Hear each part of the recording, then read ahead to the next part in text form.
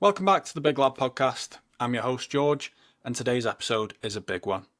We're diving into something that affects every one of us, whether we talk about it or not. Masculinity. This episode is called Redefine Masculinity, Beyond Breadwinner and Stoic Walls. Today, we're pulling back the curtain, letting go of outdated rules that tell us to be tough, silent, and always in control. And instead, we're stepping into something more honest, more human, more whole. Before we get into it, here's a quote I want you to sit with from the incredible Bell Hooks. The first act of violence that patriarchy demands of males is not violence toward women. Instead, patriarchy demands of all males that they engage in acts of psychic self-mutilation, that they kill off the emotional parts of themselves. Let that sit with you for a moment, because this episode isn't about tearing masculinity down. It's about rebuilding it better. So whether you're a bloke trying to make sense of your feelings, a dad trying to raise emotionally healthy boys, or just someone who's tired of the mask and ready for something real, this episode is for you. Let's start with the traditional mould of masculinity. You know the one. Strong, silent, the provider, the protector, never cries, never cracks. It's the role that many of us are taught to play, passed down from generation to generation. And yes, some of it comes from love, from survival, from responsibility. But what happens when it becomes a cage? According to the World Health Organization, men account for over 75% of suicides in many Western countries. Why? Because we're taught to suppress our emotions, to not ask for help, to power through it. I remember being told, don't cry, lads don't cry.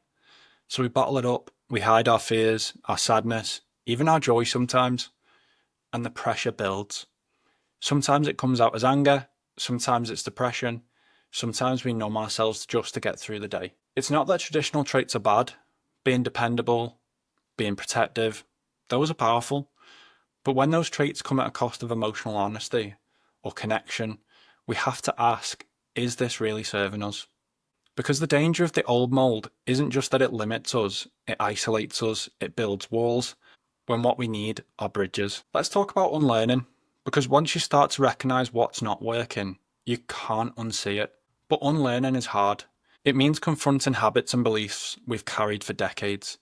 For me, one of the hardest things to unlearn was the idea that asking for help made us weak, that I had to carry everything alone, that vulnerability was some kind of flaw. Research from the American Psychological Association says men who strongly conform to the traditional masculine norms are more likely to suffer from depression, anxiety, and addiction. We're literally hurting ourselves by holding on to this outdated model. Justin Baldoni said, our strength as men lies not in how we can dominate, but in how much we can show up for the people around us, fully and completely. That includes showing up for ourselves. I'll be honest with you, when I started doing this work, I was terrified. Terrified of being judged, terrified of feeling out of control, terrified of being seen. But the thing is, those feelings passed. What came next was relief and freedom. I want to touch on anger here, because for a lot of men, it's the only emotion we feel allowed to express. But so often, that anger is covering something else. Grief, shame, loneliness. If we never develop the tools to explore those deeper emotions, we just stay stuck in that same angry loop, and it isolates us even more. So now we ask, what does healthy masculinity actually look like? Because we're not here to be less of a man, we're here to be more of a full human being. Masculinity can be strong and soft, tough and tender, protective and present. It can be about listening more than talking, choosing connection over control. It can mean the guy who checks in on his mates, who holds space for his partner, who knows his worth without proving it to anyone else. A 2020 study from the APA found that emotionally expressive men reported stronger relationships and better mental health. I want to talk about fitness too, because for many of us, the gym is our outlet. But fitness doesn't have to be about aggression or aesthetics. It can be about grounding, stress release, mental health. I go to the gym not to punish myself, but to align myself, to breathe, to move, to reconnect. And purpose, let's talk about that. Because men without purpose, we drift. We need to know our why. It doesn't have to be about saving the world. It could just be showing up for our kids, for your community, for yourself. As Nietzsche once said, he who has a why to live can bear almost anyhow. If I had to define masculinity in one sentence, here's what I'd say. Masculinity is the courage to be both fierce and gentle when it matters most. Now let's get practical. What can you do today to redefine masculinity for yourself? Try these. Journal for 5 minutes a day. Ask, what did I feel today and why? Call a mate. Ask how he's really doing. Therapy. It's not weakness, it's maintenance. Move your body. Use movement as a tool, not punishment. Be present, whether it's with your kids, your partner, or yourself. And reflect. Are your values really yours, or are they inherited? Here are the 3 that work best for me.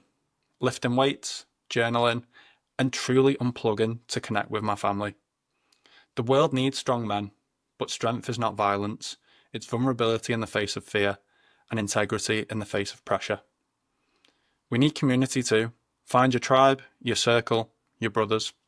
Start a group chat, go for a walk. Talk about more than just sports and work. That's a wrap on this episode of the Big Lad podcast.